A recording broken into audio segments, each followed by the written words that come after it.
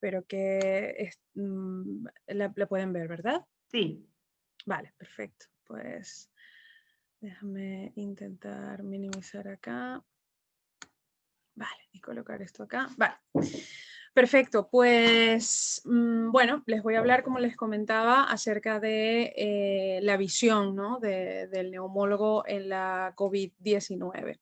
Esta es la agenda que voy a seguir, una muy breve introducción y básicamente la charla son tres partes. La primera parte es, voy a hablar sobre la fase aguda de la infección de la COVID-19 y por supuesto lo que nos toca directamente desde la parte neumológica. La segunda parte será, o el segundo bloque será sobre el impacto en las enfermedades crónicas respiratorias. Básicamente me voy a referir al asma y a la EPOC. Y finalmente, la tercera parte, hablaré sobre el seguimiento que debemos hacer en estos pacientes. Por supuesto, al final plantearé algunas conclusiones. Pues para comenzar, sin duda, yo creo que todos saben, me imagino que la mayoría de los que están conectados están en España, pero los que no, pues por toda la prensa y toda la información que ha llegado, ya saben que en España hemos tenido, estamos pasando la segunda ola, pero hemos sido uno de los países más afectados. Cataluña, que es la comunidad donde vivo, ha sido una de las comunidades sin duda más afectada por la COVID-19 y siendo aún más específica, en mi hospital hubo 3.000 ingresos durante la primera ola, es decir, realmente nos ha tocado muy de cerca, me ha tocado muy de cerca la COVID-19 y he visto a estos pacientes en todas sus, en todo el espectro de gravedad que pueden tener estos pacientes, ¿vale? ¿Qué ha pasado en cuanto a la neumología, ¿no? En cuanto al neumólogo? Pues los neumólogos en casi toda España se han encargado de unidades de ventilación no invasiva, de oxigenoterapia de alto flujo en estos pacientes e incluso en el manejo de la ecografía torácica, que a pesar de que ya tenían unos años o teníamos unos años intentando implementar la ecografía torácica en todas las áreas y gabinetes de neumología, pues ahora durante la pandemia ha sido de gran utilidad.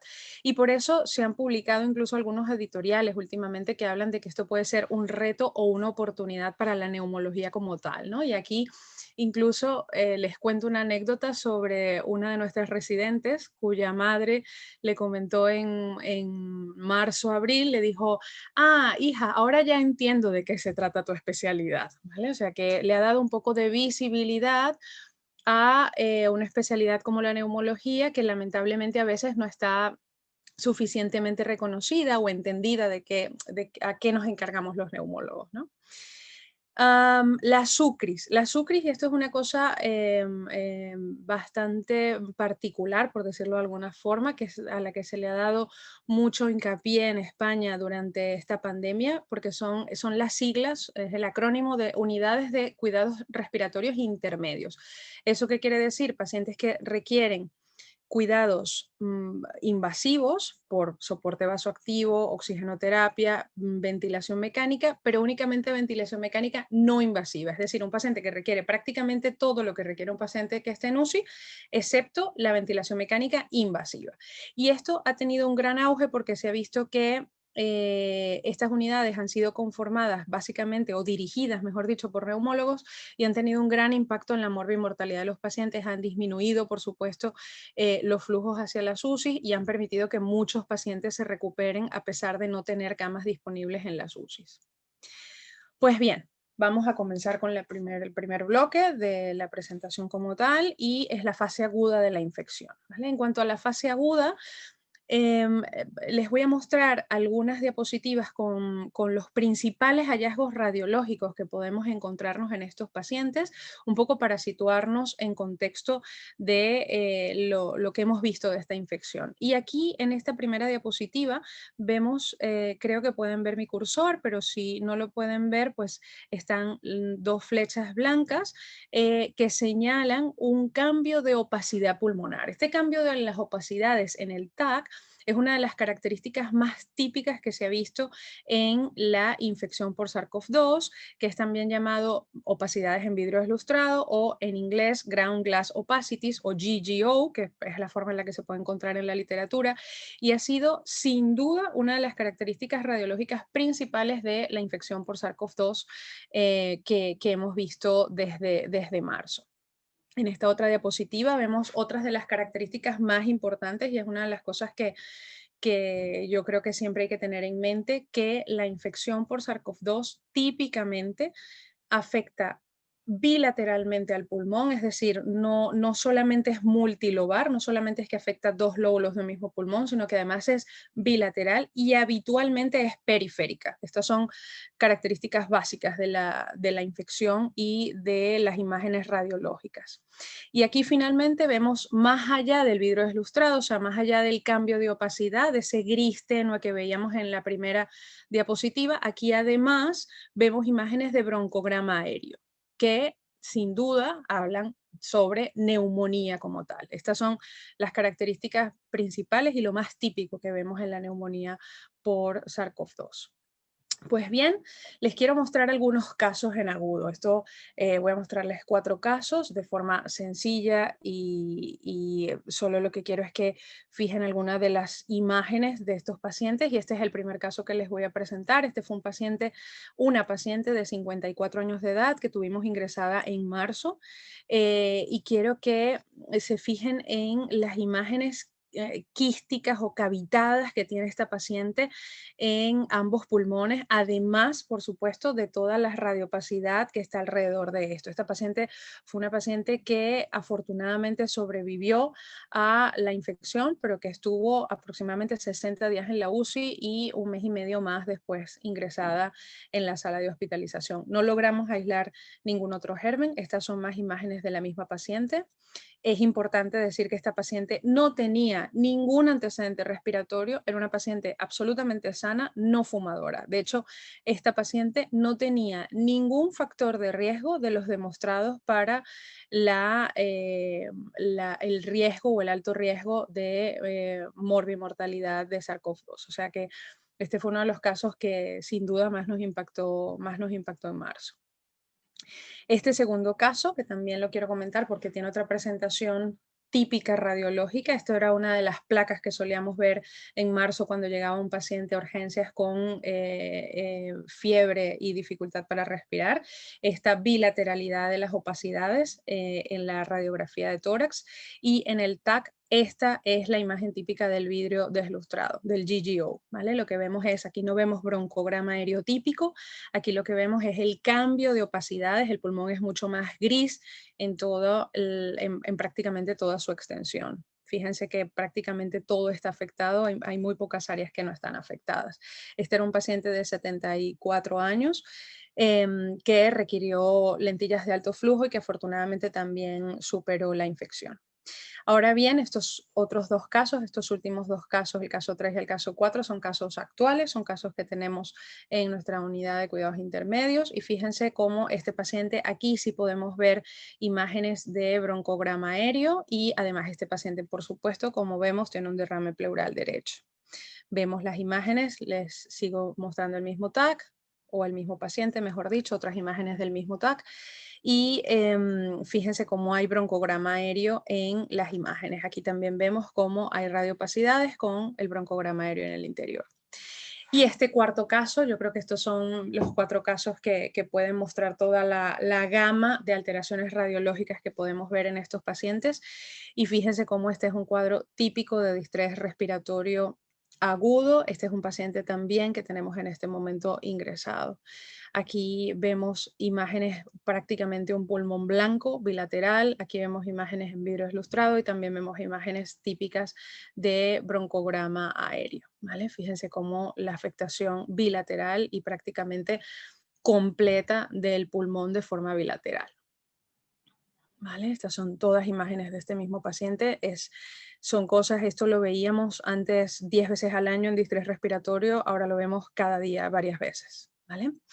En vista de todo esto y de todos los pacientes, de toda la cantidad de pacientes y que tuvimos, como comentaba Ángel antes, tuvimos que aumentar. Nuestro hospital tiene 55 camas de UCI, pues durante la pandemia ha llegado a tener más de 250 camas entre críticos y semicríticos. Y de esa gran muestra de pacientes con síndrome del distrés respiratorio agudo, esta fue una publicación de uno de mis compañeros del servicio, precisamente de 50 pacientes que ingresaron a nuestra UCI con distrés respiratorio. Tengo que aclarar aquí que en particular en nuestro hospital los neumólogos tenemos una UCI independiente del resto de UCIs, ¿vale? Y aquí pues esto nos facilita un poco el manejo a nosotros de nuestros propios pacientes, por supuesto.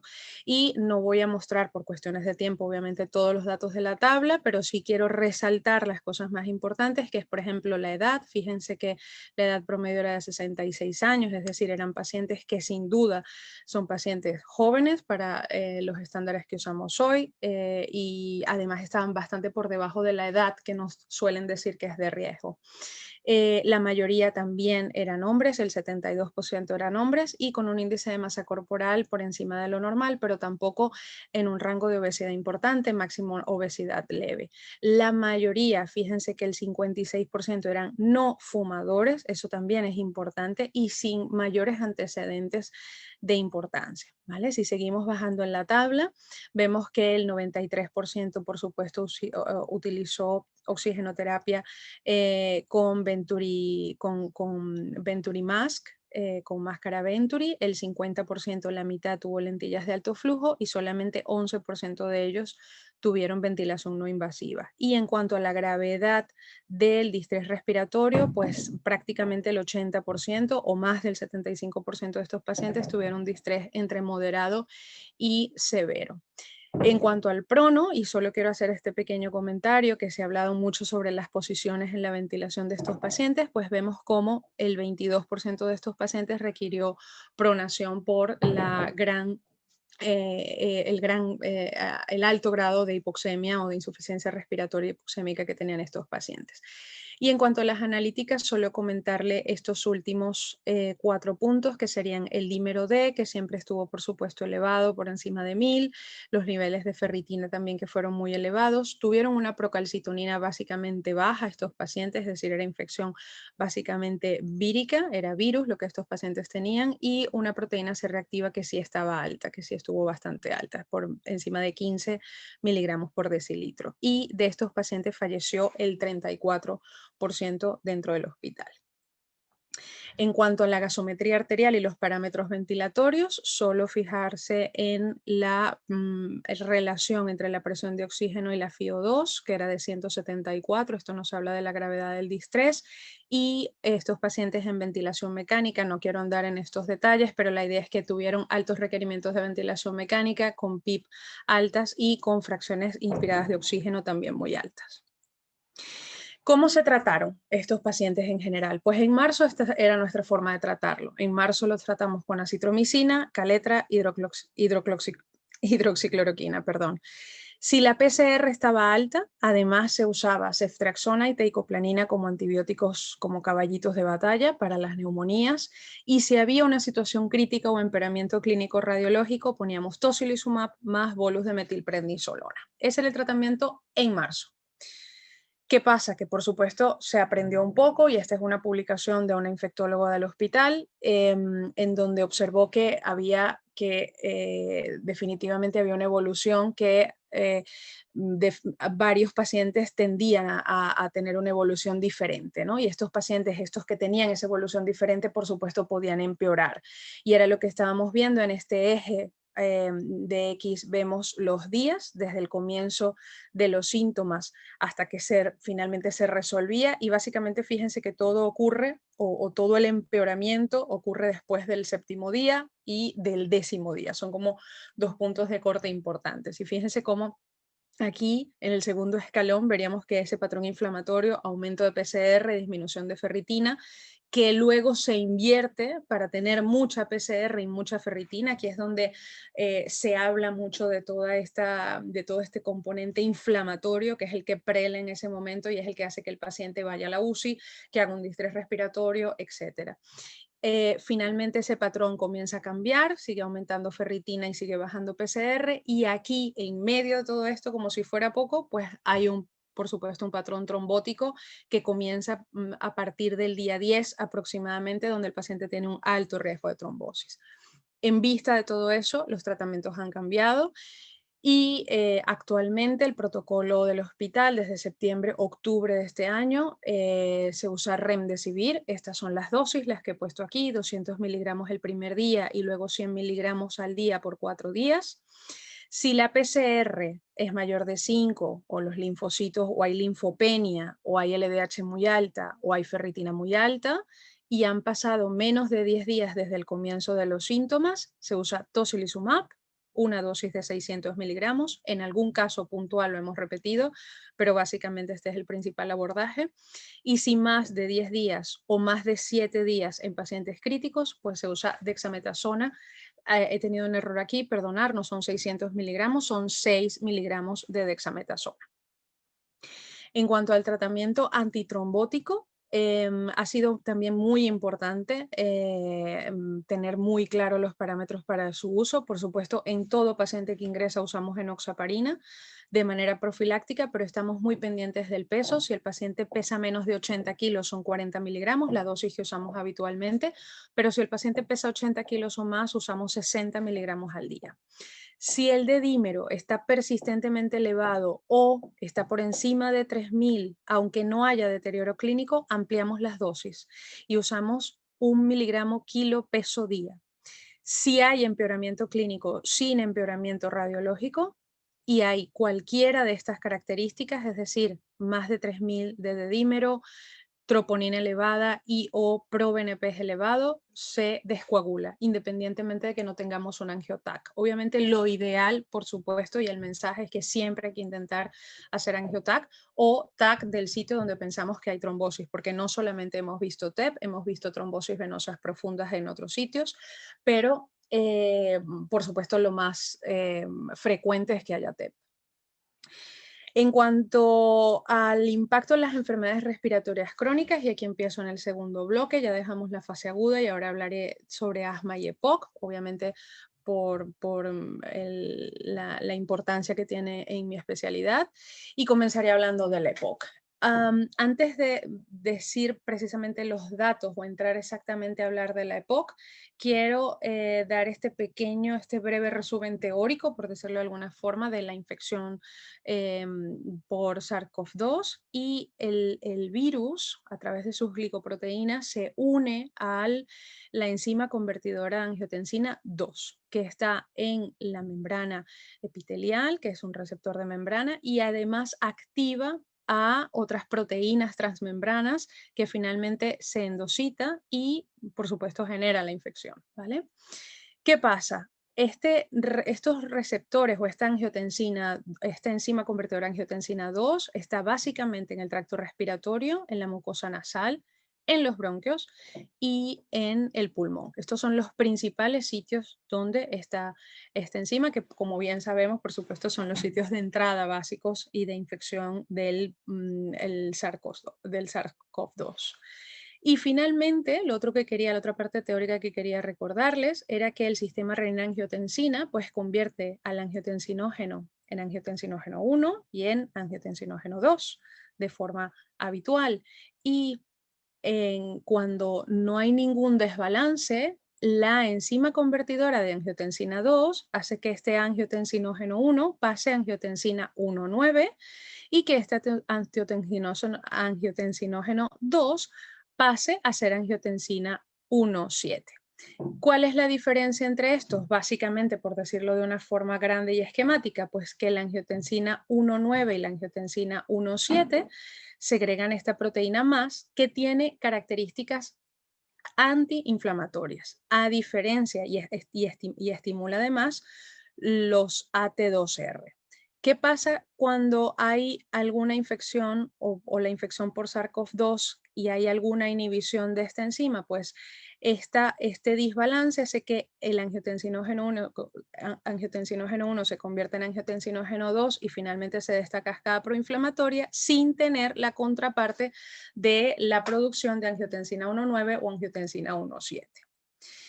¿Qué pasa? Que se ha visto, y estas son publicaciones recientes, en donde se ha visto que los pacientes con EPOC tienen mucha mayor cantidad de enzima convertidora de angiotensina 2 en comparación con pacientes no EPOC. Y además se ha visto, yéndonos a este gráfico de la derecha, se ha visto que los pacientes fumadores tienen una mayor cantidad de forma significativa de enzima convertidora de angiotensina 2 en comparación con los nunca fumadores.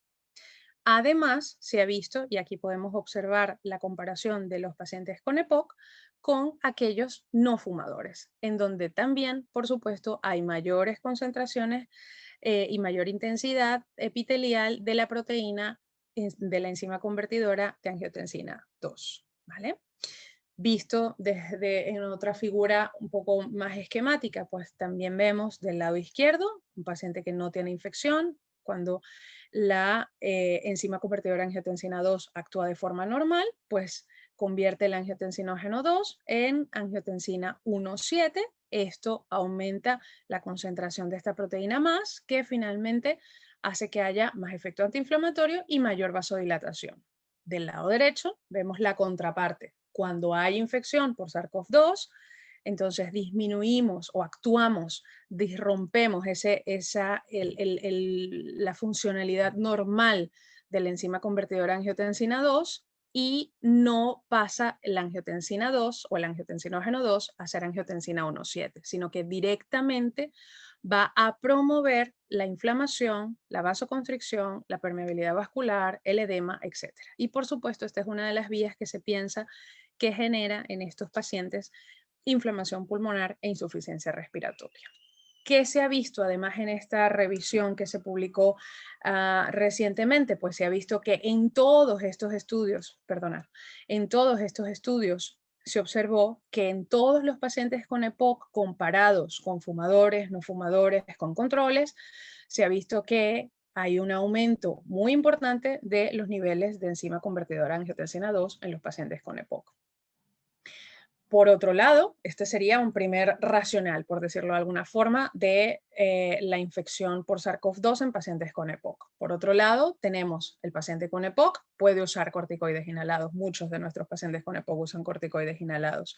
Y los corticoides inhalados pueden tener dos caras, efectos benéficos, efectos peligrosos o efectos negativos. Entonces, estos efectos benéficos, ¿qué hacen los corticoides?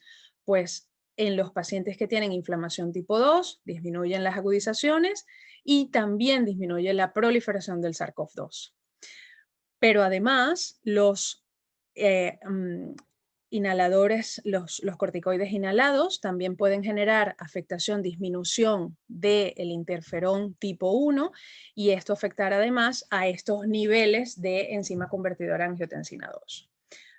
Los efectos peligrosos o los efectos dañinos es que los corticoides inhalados pueden generar inmunosupresión, esto puede generar colonización bacteriana y esto finalmente puede aumentar el riesgo de neumonía, ¿vale? Y en base a todo esto se hizo esta revisión metaanálisis en donde se observó que en cuanto a prevalencias, en cuanto a hospitalización de pacientes y en cuanto a la cantidad de pacientes críticos y a decesos en pacientes con EPOC por infección de SARS-CoV-2, fíjense que sin duda había una prevalencia, un porcentaje aumentado. Independientemente de que era variable, había una prevalencia aumentada.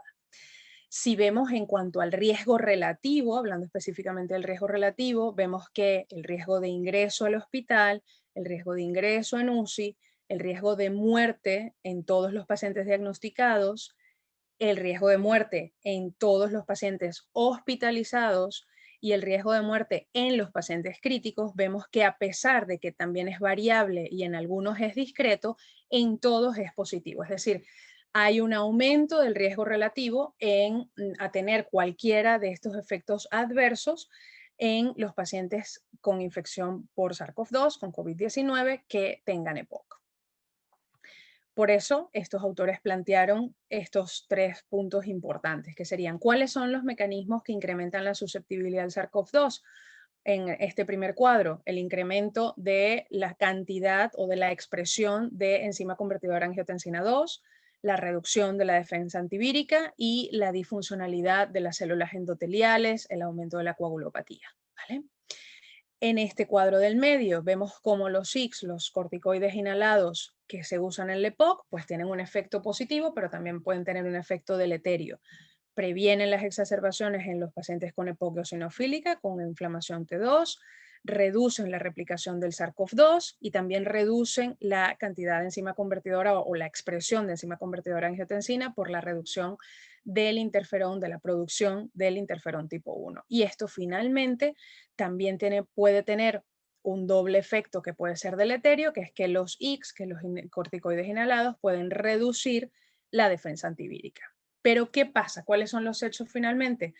No hay una evidencia de que haya un incremento en las tasas de infección, pero sí hay una evidencia de que los pacientes con EPOC tengan un incremento de los riesgos en todos los outcomes, hospitalización, muertes, etcétera, incluyendo mortalidad en pacientes que tengan EPOC y COVID-19. ¿Vale? Sin duda, son necesarios más estudios. Esto es lo que hay hasta ahora. Pasando al asma. En cuanto al asma, voy a comentar un par de estudios. 1.542 pacientes que fueron diagnosticados para infección por SARS-CoV-2 con PCR, de los cuales 220 tuvieron infección, eran asmáticos, ¿vale? De estos pacientes, ¿qué fue lo que observaron? En las barras blancas podemos ver los pacientes que tenían asma y en barras negras vemos los que no tienen asma. Y vemos que prácticamente en todas las comorbilidades que están aquí abajo señaladas, EPOC, apnea del sueño, obesidad, diabetes, etcétera, prácticamente en todas, con la excepción de la diabetes, vemos que hay una significancia estadística de un aumento de los pacientes o del porcentaje de pacientes que tenían asma en cada una de estas comorbilidades que estaban infectados, que fueron diagnosticados con COVID-19. Igualmente, de las comorbilidades respiratorias del asma que notamos como más importantes, que son la rinitis alérgica, la poliposis nasal, la rinosinusitis, las inmunodeficiencias, también observamos que sin duda prácticamente en todos vemos un aumento significativo de los pacientes con asma, que también, como les dije en la diapositiva anterior, están en las barras blancas, en comparación con aquellos que no tenían asma. Esto era obviamente unos datos esperables, pero bueno, sin duda es importante verlos plasmados en una publicación. ¿Qué concluyeron? Que la prevalencia de asma entre los pacientes con COVID-19 fue 14%. Eso habitualmente está bastante por encima de la prevalencia habitual del asma en la población general, pero sin duda, y algo muy importante, es que el paciente asmático con uso de corticoides inhalados pareciera no estar asociado a un riesgo mayor de ingresos hospitalarios por COVID-19. Esto es muy importante porque ya vemos aquí las dos caras de la moneda en cuanto al asma y a la EPOC. Y finalmente, les comento, muy contenta de que hayamos podido publicar este artículo hace escasamente un mes de nuestro grupo de trabajo, en el que intentamos, fue un estudio multicéntrico, retrospectivo. Intentamos evaluar a todos los pacientes que tenemos con terapia biológica, es decir, pacientes solamente con asma grave, mal controlada, que han requerido terapia biológica. Son 545 pacientes en total. Como les he dicho, es un multicéntrico en aproximadamente 12 hospitales españoles, tratados con todos los biológicos que tenemos en la actualidad para el tratamiento del asma grave: omalizumab, mepolizumab, reslizumab, benralizumab y dupilumab. Y fíjense que esta fue la primera tabla demográfica en donde habían algunas diferencias en cuanto a edad y habían otras diferencias en cuanto a hipertensión arterial en estos pacientes. Pero si vemos esta segunda tabla y buscamos el punto más importante, por ejemplo, que es exitus, hospitalización, ingresos hospitalarios, ingresos en UCI, tuvimos una gran sorpresa que estos pacientes, murió solamente un paciente de 545 pacientes que estaban en biológico. La tasa de infección fue muy baja y la tasa de ingreso hospitalario de UCI fue muy baja. Así que esto realmente fueron datos muy buenos que nos hablan a favor de que no podemos decir que el asma no es un factor de riesgo, pero sin duda pareciera que no lo es. Nos faltan cosas para afirmarlo, pero imaginarse que en marzo y abril estábamos muy asustados, muy preocupados, pensábamos que nuestros pacientes iban a morir y a tener en un alto porcentaje y que iban a tener un desenlace muy malo con la COVID, y pareciera que afortunadamente no es así, ¿vale? Y ya entro en la última parte de mi charla, que sería sobre el seguimiento, que también es una cosa que nos toca de cerca a los neumólogos para estos pacientes. Les traigo solamente los dos primeros casos, que fueron los de marzo. Recordar las imágenes de la primera paciente que tenía prácticamente agujeros en el pulmón, que tenía grandes cavidades bilaterales. Este es el TAC de seguimiento. Queda esta cavidad, sin duda, tampoco está totalmente curada, pero esta paciente ha mejorado de forma muy, muy, muy importante después de 6 meses. Y esta es la función pulmonar. Afortunadamente tiene una espirometría, para los que no estén familiarizados con ella, tiene valores normales de la espirometría, tiene solamente una capacidad de difusión al monóxido de carbono discretamente disminuida, pero que corrige con el volumen alveolar. Esto es probablemente un tecnicismo neumológico, pero lo importante es que la afectación en la función pulmonar es bastante baja. Y el caso 2, que era el otro caso que también vimos en marzo, que era un paciente que tenía mucho vidrio deslustrado, que era completamente gris y era bilateral y era prácticamente desde los ápex hasta las bases. Este paciente también ha tenido una muy buena evolución. Y también tiene un estudio de función pulmonar en donde la espirometría es estrictamente normal y solo tiene una discreta disminución de la capacidad de difusión, que también se corrige con el volumen alveolar, así que solo tiene una discreta alteración y aislada de la capacidad de difusión. Por todo esto y porque nos vimos en la necesidad de seguir a estos pacientes cuando estábamos en marzo, abril, decíamos: ¿qué va a pasar con estos pacientes? ¿Cómo va a quedar esta gente? El doctor Sibila, que es uno de los jefes de nuestro servicio, pues acaba de publicar este artículo en el que él hace una aproximación de cuál es qué sugiere, las sugerencias de cómo seguir a estos pacientes, ¿vale? Y lo que estamos haciendo actualmente en el hospital. Pacientes que han tenido, neumonía leve moderada, pues 2-3 meses tras el alta se le hace una primera visita de control con placa de tórax. Si la placa de tórax está sin alteraciones y el paciente está asintomático, espero que estén viendo el cursor, pero si no, estoy en la parte izquierda, ¿vale? De la flecha. A los 3-6 meses le hacemos una espirometría. Si esa espirometría no tiene alteraciones, el paciente se le da de alta. Si esa espirometría, por el contrario, está alterada, a los 3 meses tenemos que hacer una nueva consulta COVID, en donde hay que hacer una nueva imagen, radiografía de tórax, pruebas de función pulmonar, analítica, que aquí abajo está lo que estamos midiendo en la analítica, hemograma, bioquímica, incluyendo los marcadores inflamatorios, LDH, PCR, fibrinógeno, dímero D y ferritina, y hacer, si es necesario, un TACAR, es decir, un TAC de alta resolución, si se sospecha que hay enfermedad intersticial difusa, y si se sospecha que hay alguna afectación vascular pulmonar, pues hacer un angiotac y un ecocardio. Vamos al lado derecho del cuadro. Si en esta primera visita el paciente, la radiografía tiene alteraciones o hay síntomas, este paciente debe ir a la próxima visita con pruebas de función pulmonar, TAC de alta resolución y angiotac, dependiendo de lo que estemos planteando. Si todo esto está bien y no tiene alteraciones, le podemos dar el alta, pero si hay alguna alteración, pues seguimos la línea de nueva consulta, PFRs completas, analítica. Si por el contrario la neumonía fue grave, si el paciente estuvo ingresado por una neumonía grave, al mes debemos hacer una primera visita en donde debemos hacer alguna imagen de función pulmonar, mínimo una placa, idealmente un TACAR. Si pensamos que es algo vascular pulmonar, pues debemos hacer un angiotac. A los 3 meses debemos hacer analítica completa, pruebas de función respiratoria y nuevamente una imagen. Si todo esto está bien, ya le podemos dar el alta, pero si esto no está bien, tenemos que seguir. Si dependiendo de lo que haya, pues por supuesto haremos analítica, TAC de alta resolución, ecocardio, prueba de esfuerzo.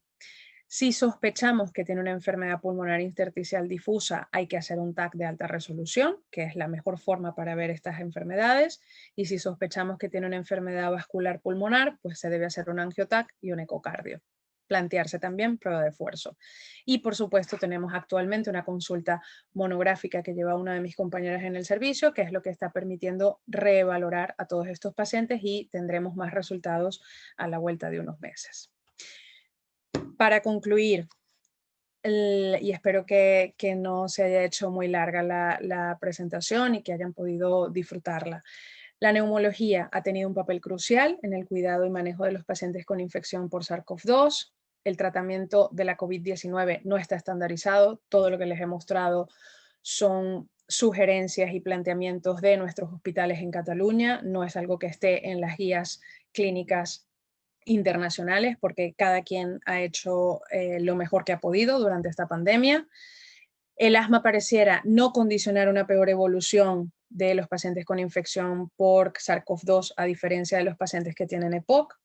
Y sin duda el seguimiento de estos pacientes a mediano o largo plazo con prueba de imagen y función pulmonar puede ser determinante para conocer la evolución y la historia natural de esta enfermedad. Muchísimas gracias.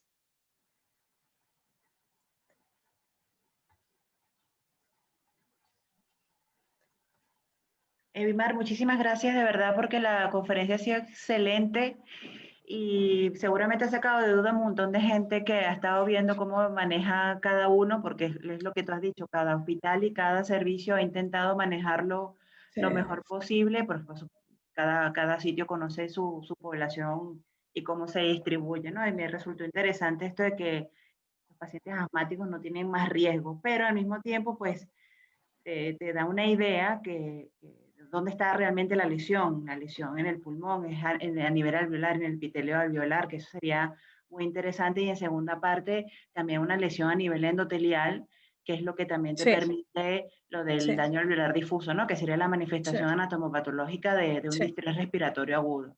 A mí me da curiosidad saber cuáles han sido los hallazgos después de 6 meses en las personas que han tenido persistencia de sintomatología, si esas personas han evolucionado a una fibrosis pulmonar, porque todos pensábamos, decíamos, bueno, con un daño alveolar difuso tan importante, que era lo que estábamos viendo, ¿cómo es posible que no hagan una fibrosis pulmonar, no? A lo mejor por fortuna, no sé qué porcentaje de pacientes con fibrosis pulmonar prevén ustedes que pueda haber a la vuelta de 18 meses, un año. Sí, sí. Bueno, muchas gracias, y gracias que estoy viendo comentarios. Gracias, de verdad que he intentado, bueno, transmitir lo poquito que sabemos, lo poquito que hemos podido saber en estos meses en medio de la locura y aprender en medio de la locura. Lo hice con todo el cariño, así que gracias por los comentarios. A ver, Rosa, toda la razón.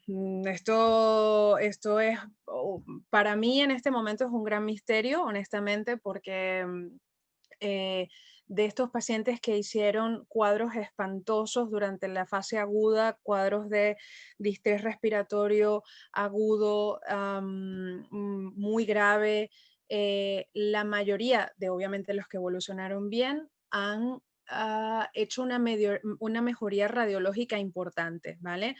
Yo quería para esta charla traer unos datos que son precisamente los que están trabajando mis compañeros que están en la parte de consultas monográficas. Yo he estado de caballito de batalla, pero no estoy en seguimiento, ¿vale? Estoy en guardias en la UCI, etcétera, pero no estoy ahora en seguimiento. Llevé una sala de hospitalización en su momento y una UCRI, pero no he hecho el seguimiento. Intentando hablar con ellos la semana pasada para traerles datos, lamentablemente lo que les puedo traer es una información verbal. ¿La información verbal cuál es?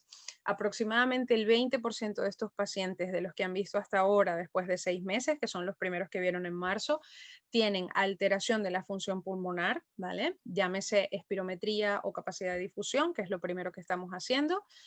Y en el TAC hay aproximadamente un 10 a un 15% de pacientes que tienen franca alteración en el TAC. El resto de los pacientes, la gran mayoría, tienen o una afectación muy leve en el TAC o han limpiado el TAC, por decirlo de alguna forma, ¿vale? Bueno, Yo estoy esperando también con ansias el desarrollo de esto, ¿no? Ver claro, qué claro. pasa con esto, porque es súper importante. Ahí, tal vez esto es anecdótico y ya sabemos que en el método científico no podemos hablar de experiencias anecdóticas, pero varios pacientes, incluso compañeros de trabajo, gente sana, joven, que estuvieron ingresados, no solamente infectados, porque yo creo que nos hemos infectado muchos, incluyéndome, pero que estuvieron ingresados, aunque fuese con neumonías leves, se quejan de disnea de esfuerzo, ¿vale? Y eso es una cosa llamativa. Eso hay que ponerlo en números, hay que plasmarlo, hay que tabularlo, hay que, ¿no? Seguir el método científico para no hablar de la experiencia individual ni de las anécdotas, pero llama la atención. A mí me llama mucho la atención. De hecho, te puedo decir que compañeros incluso más jóvenes, ¿no? Gente que hace deporte, gente que hacía atletismo y dice, ahora no puedo No salir a correr a puedo, la calle me porque ahogo. me fatigo, ¿no? Entonces, Claro. claro, esto es una cosa que vamos escuchando con alguna frecuencia, así que Sí, habrá eso que... y el síndrome este post-COVID, que esa sensación que está explicando la gente como sensación de nubosidad o de Sí, niebla o de sí, que no sí, saben Y reconocer sí. Rosa, exactamente qué es lo que pasa. Sí, Ángel. sí, yo le quería comentar a Bimar que eso lo hemos observado nosotros también en compañeros del hospital. Date cuenta que Sí, hubo tres internistas del hospital tuvieron el COVID y con ingreso en UCI, y es una de las principales cosas que se quejan de una sí, dificultad sí. al esfuerzo para respirar y tú lo dices anecdótico, pero se debe medir Sí, porque sí, sí, exacto. No, no, es que lo estamos viendo, lo comento porque lo estamos viendo, sin duda. Lo que pasa es que, claro, son datos que yo no les puedo decir, es tal porcentaje, pero lo Desde estamos viendo. luego, Sí, sí, desde sí, luego, sí, eso lo que manifiesta es una destrucción del tejido pulmonar que no permite, que en sí, condiciones basales estás bien, pero que no te permite pues exacto, sobrecargar ese pulmón exacto, con una actividad. exacto, Y eso te exacto. habla también de que la destrucción de pulmón y obviamente de la vascularización que está allí, obviamente que hay una relación directa donde los flujos van a cambiar, ¿no? Y eso es interesante porque una de las preguntas que nos hacen aquí, aunque tenemos poquito tiempo, pero una de las preguntas es por qué, o esto de poner a los pacientes en pronación que mejoraban un poco, luego que si las cavitaciones se debían a sobreinfecciones, yo entiendo en tu charla que puede ser que obviamente existe una sobreinfección, porque al haber una infección viral, pues, y estar en una UCI Sí, tanto tiempo, pues, seguro, que te seguro. contamine con otra cosa, ya sabemos todo que eso puede pasar. Sí. Pero lo de la pronación, ¿por Sí. qué? ¿Por qué hablas de Empiezo médico? primero que es más corto, lo de la paciente con cavitaciones, que fue súper interesante. En esa paciente la cubrimos con todos los antibióticos porque siempre pensamos que tenía cualquier tipo de sobreinfección. Le Ujú, hicimos broncoscopias, si ujú, mal no recuerdo, llegamos a hacer 3 broncoscopias ujú. y jamás aislamos ninguna otra cosa que no fuese infección por SARS-CoV-2. Sabemos que lamentablemente las muestras respiratorias tienen una baja rentabilidad, eso lo sabemos, ¿vale? O sea, nosotros somos absolutamente empíricos en la mayoría de las infecciones pulmonares, Ujú, porque si no las tratamos porque no encontramos germen, a veces las encontramos en la necropsia y nos arrepentimos siempre. sí, Entonces, tratamos las infecciones empíricas, pero en esta paciente no logramos aislar ningún nada. germen. Y fue una de las que, bueno, obviamente intentamos ser muy invasivos buscándolo. Ujú, La pronación. El conceptual o el racional de la pronación es intentar cambiar las desigualdades o las alteraciones ventilación-perfusión. No sé si recuerdan que en algún momento de nuestra carrera estudiamos en fisiología las zonas de West, ¿vale? Esas zonas de West precisamente lo que hacen, y así a lo mejor se los recuerdo más rápidamente, recordar que la tuberculosis da más en los apex, porque en los apex hay mucha más ventilación y mucha menos perfusión, a diferencia de las bases en donde la relación es al revés, hay mucha más perfusión que ventilación, ¿vale? Y eso siempre ocurre así en gravedad, ¿vale?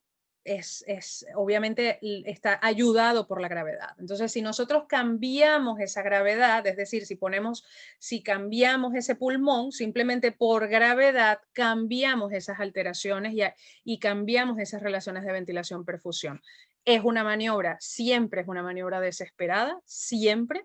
Y en los pacientes con distrés por COVID ha sido una maniobra que ha sido siempre a la desesperada, pero que hay mucha literatura sobre pronación, pero mucha es controvertida. Dependiendo del tipo de distrés, dependiendo por qué ocurra, no sirve, si sirve. Y en el COVID nos hemos dado cuenta que ha funcionado. Ha funcionado la pronación, hemos salvado pacientes pronándolos. De hecho, esto no es cuentos de camino, esto la gente lo ha hecho, poner a los pacientes despiertos y decirles duerma boca abajo. Cosa que obviamente pues tiene todas las dificultades que tenga, pero esto ha pasado en la vida real. Se le ha dicho a pacientes que están con lentillas de alto flujo o pacientes que están con un Ventimax, pacientes que no están intubados, les han dicho que se gire y esto mejora la saturación. Pero el punto es ese, es para intentar cambiar y mejorar esas relaciones ventilación-perfusión que dependen, entre otras cosas, no solamente de la anatomía, sino de la gravedad. Exacto. Para los que están en Venezuela, si hay alguno conectado, lentillas, estamos hablando de gafas nasales o de los, Sí. no me acuerdo cómo lo decíamos allá en Venezuela, pero es el bigote, el bigote. Dios mío. El bigote. Bueno, pero es importante aquí ahora en particular, cuando yo he hablado de lentillas de alto flujo, es bigote de alto flujo, es la nueva tecnología, bueno, la nueva tecnología, son los bigotes que pueden dar hasta el 100% de FiO2, ¿vale? No son los bigotes habituales que poníamos a 2 o a 3 litros, ¿vale? Cuando hablamos de lentillas de alto flujo, hablamos de la oxigenoterapia alto flujo, ¿vale? Las lentillas nuevas que tendrán, no sé, yo creo que menos de 3 o 4 años en el mercado, más o Vale, menos. muy bien. Y de manera muy rápida, Vimar, 2 preguntas, Sí. porque aquí hay una doctora que nos pregunta que si había alguna experiencia con el uso de Montelukast en pacientes asmáticos como preventivo, porque aquí en Latinoamérica es más fácil indicar Montelukast que obviamente biológicos, porque ya sabemos que Sí, sí, tienen sí, menos sí, sí. disponibilidad, ¿no? A ver, no, que yo sepa, no hay ninguna experiencia con Montelukast e infección por SARS-CoV-2, ¿vale? Creo que no hay nada publicado, pero bueno, puede ser ante la vorágine de cosas que se han publicado, puede ser que sea publicado, pero yo no conozco ningún estudio sobre esto. Siempre la consigna es, independientemente que se llame Montelukast o no, la consigna es ponerle todo el tratamiento que podamos a un paciente para tenerlo antiinflamado y controlado. Punto. Esa es la consigna, Muy ¿vale? bien. O sea, con lo que tengamos. Vale, ¿y qué opinión merece o si qué experiencia hay más bien sobre cómo se han comportado los pacientes que reciben IECA? Sí, esa es la pregunta. Eso ha sido un gran debate. Yo ahora no les puedo dar demasiada información sobre esto porque al principio no sé si recuerdan que prácticamente se suspendieron todos los tratamientos con IECA precisamente por esto. Han salido estudios controvertidos. Al principio se decía que los pacientes que tenían ECA evolucionaban muy mal, pero esto fue más un concepto que realmente algo que se haya puesto en práctica. Así que por ahora es algo controvertido. Nosotros en el hospital durante la primera ola quitábamos los IECA, ahora no. Vale. Las 2 últimas preguntas y ya porque tenemos que pasar ya a las otras conferencias de Perú que vienen después de nosotros para terminar esta primera jornada. Hay una, María Gabriela nos pregunta que cuándo debe iniciar la anticoagulación del paciente. De todas maneras, recuerden, amigos, colegas, que las conferencias están grabadas y que las van a poder ver otra vez, pero bueno, si nos responde rápido. Y la última pregunta, ¿qué opinas del, como dicen aquí, del convito navideño de aspirina, ivermectina, citromicina que piensan poner en Vale. Venezuela? La primera, anticoagulación. Paciente que va mal y que la radiología no empeora. Es decir, no es que el pulmón cada vez esté más blanco, sino que hay un desajuste entre la radiología y la clínica. El paciente va muy mal. Ese paciente se puede descoagular siempre y cuando tenga dímero D elevado, obviamente. Debemos siempre intentar hacer un angiotac, pero si no, en paciente que tenga más de 3000 de dímero D con empeoramiento clínico sostenido, ¿vale? Sin empeoramiento radiológico. Intentar siempre hacer un angiotac. Hemos visto también, hemos descoagulado mucho y hemos también visto sangrados. cuidado, ¿vale? Pero el punto de corte que hemos usado nosotros es 3000, empeoramiento clínico sin empeoramiento radiológico. Vale, ¿vale? cuando no se tenga el angiotac, evidentemente la clínica... La siempre clínica tiene ProBNP, si no se tiene angiotac, ProBNP, ecocardio a pie de cama, troponina, ¿vale? Que son otros factores para medir TEP de forma Muy bien. indirecta, ¿vale? Y bueno, aquí yo que la experiencia de ivermectina aquí en Europa... A ver, nosotros aquí en el hospital estamos usando ivermectina en asiáticos, hispanoamericanos, africanos, ¿vale? ¿Por? Bueno, por el alto porcentaje, aunque se intenta hacer una serología para estrongiloides, pero por el tratamiento que se les puede poner a estos pacientes. En realidad no es porque mejore la infección, en realidad es porque estos pacientes pueden recibir altas dosis de corticoides, porque pueden recibir tocilizumab, etcétera, etcétera, ¿vale? No es como tratamiento de la infección por SARS-CoV-2, por eso se les da ivermectina. Acitromicina ya no lo damos. Vale. ¿Vale? No hay ningún estudio ahora que diga que está bien la citromicina, y aspirina nosotros nunca hemos dado como profilaxis, siempre hemos dado heparinas de bajo peso. Vale, muy bien. Bueno, muchísimas gracias, Evimar, de verdad, una excelente conferencia. Gracias por el esfuerzo que estás de posguarda, preguardia y el sándwich. Sí. A los espectadores, muchísimas gracias por asistir. Por favor, contesten las preguntas, el pequeño cuestionario de Google que les acabo de pasar por el chat. Mañana tenemos unas conferencias muy interesantes. Nos van a hablar desde BAMA, nos van a hablar desde las ponencias del doctor Jaime Gittelman, que nos va a hablar sobre las complicaciones cardiovasculares del COVID y manifestaciones de otorrino por el profesor Simón Angeli, que van a empezar mañana con estas conferencias de BAMA. De Argentina vamos a tener también, ya les voy a decir, vamos a tener la atención en terapia intensiva por COVID por el doctor Roger Canelón, y las recomendaciones en el teletrabajo y los cambios biopsicosociales en el contexto de COVID por Miguel Jesús Mendoza. Nosotros estaremos en la tarde en mi ponencia sobre anatomía patológica, las manifestaciones anatomopatológicas del COVID. Yo tengo una perspectiva distinta a la que se está publicando, y es en referencia a en la activación también de la apoptosis a través de las caspasas, que también lo hacen a través de la activación de la angiotensina 2, y eso justificaría también lesión endotelial y necrosis endotelial, que sería parte de todo este proceso de inmunotrombosis que está asociado a la infección por COVID. El doctor Vadi Kapchi, que nos va a hablar sobre cómo ha sido el manejo y la reconstrucción de las UCI en Estados Unidos. Él está en Carolina del Norte. Y en la tarde nos van a hablar los amigos de Perú. Terminan con las conferencias, ya se los voy a comentar, nos va a hablar un genetista, el licenciado Sánchez, que es nos va a hablar sobre el diagnóstico en el laboratorio. Y también Oriana Piña nos va a hablar sobre neumología, las neumonías por COVID en Perú, la experiencia que tienen en Perú. No se lo pierdan, de verdad que va a estar muy, muy interesante. En la página web hemos habilitado una opción de opiniones que nos gustaría que llenaran, si es posible, de sus partes, y así logramos que más gente sepa cómo estamos trabajando, cómo han sido las ponencias, las dudas que se tengan. Y pues nada, estamos en contacto. Muchísimas gracias. Ya se pueden conectar a la siguiente, que empieza en 5 minutos. Así que gracias por estar aquí. Buenas noches. Un saludo a todos. Gracias, Rosa. Gracias a todos. Adiós.